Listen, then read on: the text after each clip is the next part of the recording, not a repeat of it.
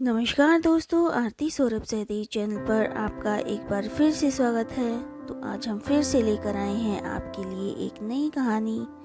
तो आज की कहानी है हमारी ब्राह्मण और सांप की कहानी। तो चलिए दोस्तों, कहानी को हम शुरू करते हैं। बहुत समय पहले की बात है। एक गांव में एक ब्राह्मण रहता था।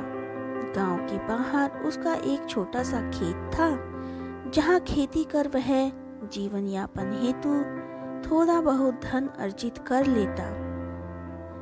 ग्रीष्म ऋतु थी। वह अपने खेत में एक वृक्ष की छाया में बैठा हुआ था। अचानक उसकी दृष्टि वृक्ष के नीचे बने बिल के बाहर निकलते एक सांप पर पड़ी। सांप को देखकर ब्राह्मण के मन में विचार आया कि संभवतः ये सांप मेरे क्षेत्र देवता हैं।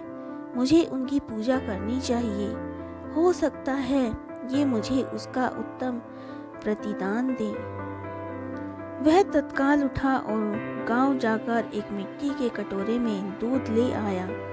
उसने वह कटोरा सांप के बिल के बाहर रखा और बोला, हे सर्पदेव, अब तक मैंने आपकी पूजा अर्चना नहीं की, क्योंकि मुझे आपके विषय में ज्ञात नहीं था।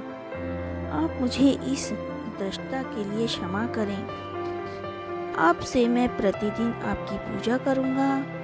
मुझ पर कृपा करें और मेरा जीवन समृद्ध करें। फिर वह घर लौट आया। अगले दिन खेत पहुंचकर वह कटोरा उठाने सर्प के बिल के पास गया। उसने देखा कि उस कटोरे में एक स्वर्ण मुद्रा रखी हुई थी। सांप का आशीर्वाद समझकर उसने वह मुद्रा उठा ली। उस दिन भी वह सर्प के लिए मिट्टी के कटोरे में दूध रखकर चला गया। अगले दिन उसे पुनः एक स्वर्ण मुद्रा प्राप्त हुई।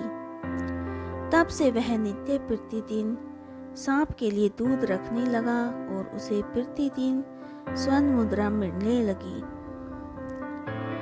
एक बार उसे किसी कार्य से दूसरे गांव जाना पड़ा, इसलिए उसने अपने पुत्र को खेत में वृक्ष के नीचे बने बिल के पास मिट्टी के कटोरे में दूध रखने का कार्य सौंपा और दूसरे गांव की यात्रा के लिए निकल पड़ा। उसका पुत्र आज्ञानुसार दूध का कटोरा सर्प के बिल के सामने रखकर घर चला गया।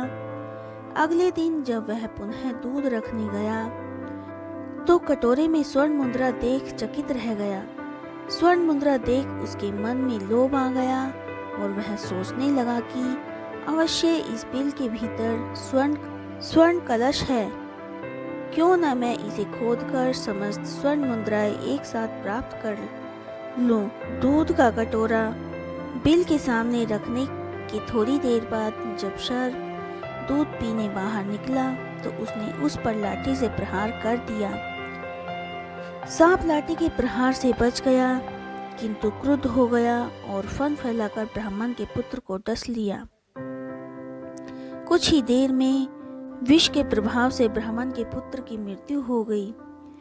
इस तरह लोभ के कारण ब्राह्मण पुत्र को अपने प्राणों से हाथ धोना पड़ा।